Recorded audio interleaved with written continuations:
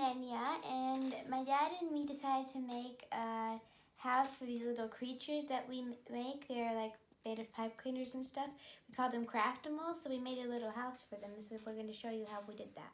All right, so we're putting our resources together to start planning our construction. Just using some plastic containers from ice cream and yogurt. We've got a bunch of cardboard boxes here we use to build stuff. We need a couple of knives. So we got a couple of these, just be careful when you use them. And a glue gun. Where's the glue gun? There's our glue gun over there. So we're ready to start building. What do you think? Mm-hmm. All right, let's have at it.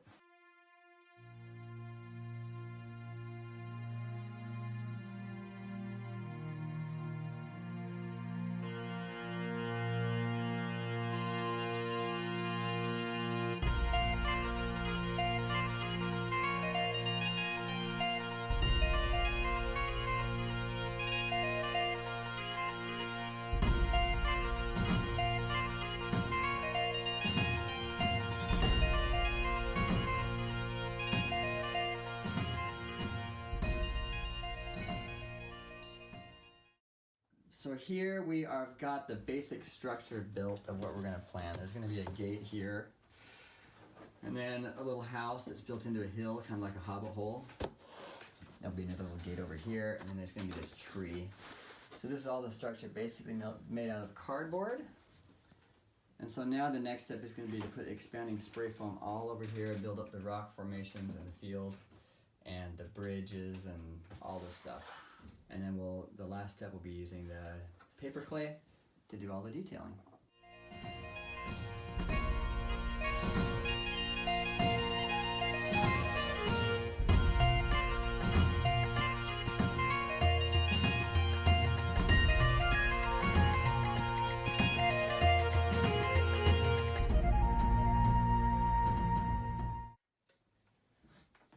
Alright, so now we're ready to start spray foaming. So we're going to use this spray foam with, I'd recommend one of these attachments because these work really, really well for it and help you control where it's going much more easily. And I've got an extra can here, but we probably won't need it. Shouldn't need too much. We're just going to go make a little layer here for the fields, up over the bridge, and around the top of the roof. And then we can shape that and paint it and do all sorts of stuff with it later. Alright, so now we've got the expanding spray foam done. Tree over here. This is a big house that's underneath. And we got a pathway and a bridge. And we got to figure out how we're going to make this into a garden. What do you think? So we need to cut this so it's a path that goes inside of here. Mm-hmm. Then we also need to cut over here. Path over here, you can't really see it in the camera. There we go. Yeah, there's a little entryway inside the house too, and we need a path that goes here and then goes over here and then comes back to this path. So we're going to try and do some sculpting, figure out where it's going to be grass, where it's going to be rocks.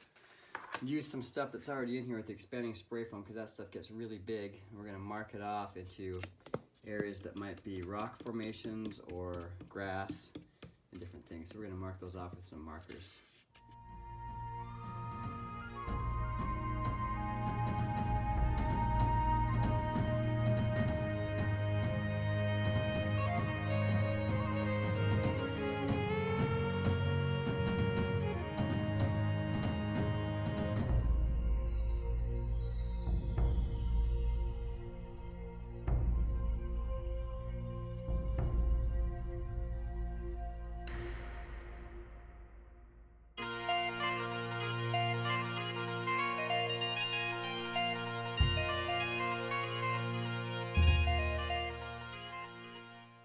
Alright, so now we finished the shaping section. So you can see we kind of tried to cut this. A lot of it's going to be grass, a lot of it's going to be stone, but you can kind of see the spots that are stone.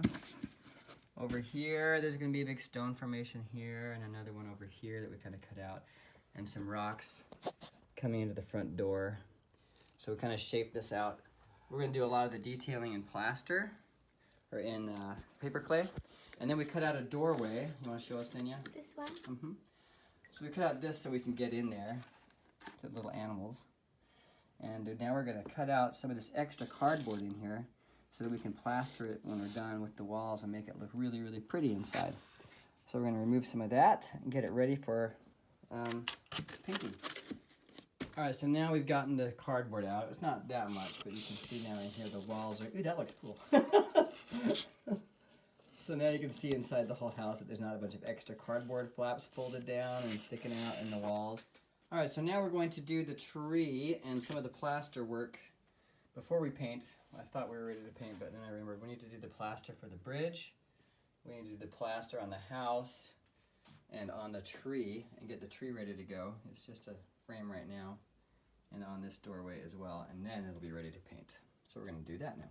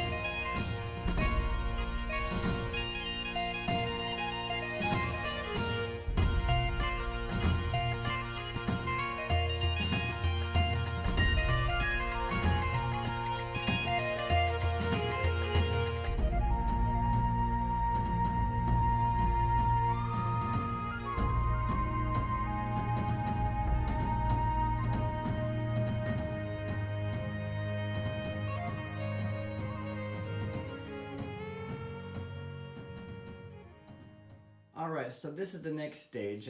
I did the painting, but I forgot to film it. So I'll tell you what I did. We went through, took the whole thing outside in the last stage that you saw and ran a thick coat of black spray paint over it. It doesn't matter if you're doing rock formations like this, you can use whatever kind of paint you want, even though some of these paints will eat foam. It actually makes the texture come out really, really cool in the foam. So cut the foam into the rock shapes you want and then spray it a good thick coat of black spray paint over everything, including the tree. We did that. Then as you do the next coat, you wait till the black dries and then do a coat of brown, a lighter coat of brown over that. And then an even lighter spot coat of green or yellow. We use a yellow that goes over the brown and creates this kind of grassy kind of a look. And then over the top of that, we do the white and spot paint with white. Then after I did that, then the tree already had moss on it, but you can see it matches the colors really well. After we did that, I went in and did some plaster work. So I just put in some clay, the paper clay here, and made some little brick porch here, and a little brick pathway here. Okay, so now we're getting ready to do some detailing on here. And finish up painting the bridge. We had to patch a couple spots there. I gave it a little spot paint of yellow, a couple spots to bring out this grassy, mossy look a little bit. I actually got some yellow on the sidewalks. I gotta paint over that. But so we're gonna do some detailing, trying to bring out the rocks a little bit and bring out the moss color. All right.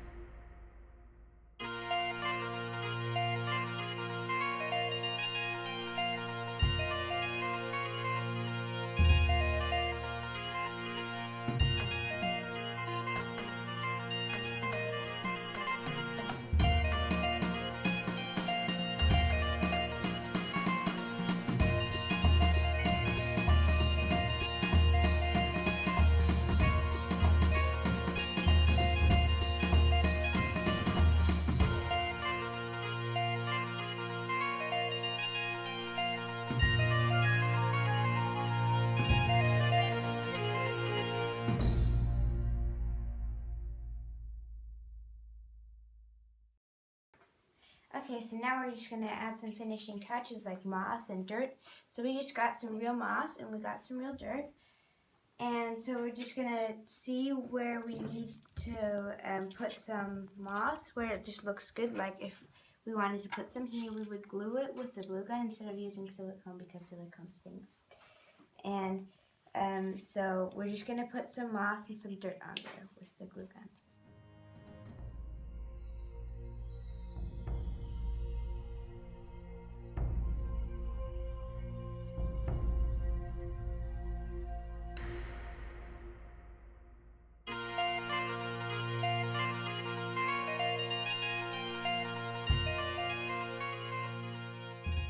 Okay, so now we've got all of the moss and the dirt done. We just glued it all there. And these are a little bridge. So it has some moss up here. And then this little path, it's like a mixture between moss and dirt. So this. And then it goes into here, but there's nothing in there. And then we made, then we put some moss here, some dirt here, and just some moss and dirt everywhere, and some dirt and some moss on the stones. And now we're just going to put the crafties back into their new house. See a couple of them. You can show a couple of them to us. This is the red panda. Thank you. This is Palm. It's my favorite one. He is cute. Super fluffy. It's a Pomeranian. And this is his best friend, Palmy. So we got this pretty much finished up yesterday. So today I went in and added some extra touches. There wasn't enough grass, I felt, so we added some more grass. Made the whole top of the hill kind of a grassy knoll. Add some more grass in the fields in the front. And now I'm going to add some leaves. So for the leaves, we just went to IKEA and we bought one of these big leaf panels. And then you can just pull the leaves off and glue them on. Also, we discovered through trial and error that putting the grass on with the glue gun, you can burn your fingers really easy. So what I suggest is if you take the end of the glue gun when you're doing this, it works really, really well. And you put some glue on and spread it around with the nozzle of the glue gun, spread it around the surface a little bit, and then wipe it and pull it away. And then instead of taking a little tiny bit of moss and putting it on there, grab a big chunk of moss so you can push it into the glue with your fingers. And then once it's dried, then you can pull away the excess moss and put it back. And that's what we did with all this section up here, and it worked really well, didn't burn our fingers. So the first few bits we were trying to spread it out and then press it down with our fingers, and you get the glue on your fingers and it really can burn. So to avoid that, go with more moss and shove it down there, and then you can pat it down with your fingers without touching the glue. Once that's dried, pull it away, and then you'll be set and safe. All right, so now we're ready to start doing the leaves. So we're gonna do the same thing that we do with our autumn leaves, which is instead of cutting at the stem, we've tried this 2 different ways. We used to use the entire stem and glue the stem onto the branches. But this way that you can see right here works a little bit better, and it's a little more stable. So we're gonna cut the stem completely off the leaf. And then we're gonna cut a little tiny notch out right at the base of the leaf where the stem would go in there. So that looks like this. And then the branch is gonna be glued right in here. So I'm gonna take the glue gun, we're gonna put a little bit of glue just on the inside of that. And then if I want to take it here and put it on this branch, I can just wrap my fingers up around there, hold it in place for a second, and voila, the leaf is glued to the branch.